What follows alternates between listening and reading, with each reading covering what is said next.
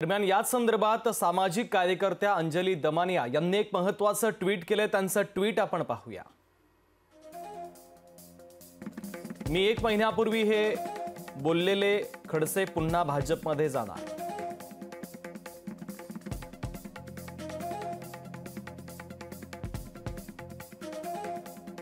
लयाला जातोय आपला देश।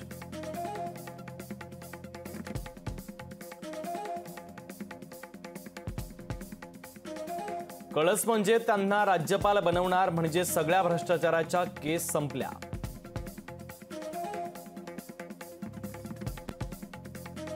सामाजिक कार्यकर्त्या अंजली दमानिया यांनी या संदर्भात हे ट्विट केलंय।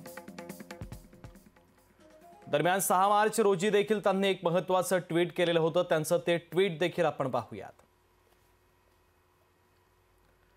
दरम्यान खडसे भाजपमध्ये परत घेतले जाणार असल्याचं ट्विट त्यांनी 6 मार्च रोजी केलेलं होतं।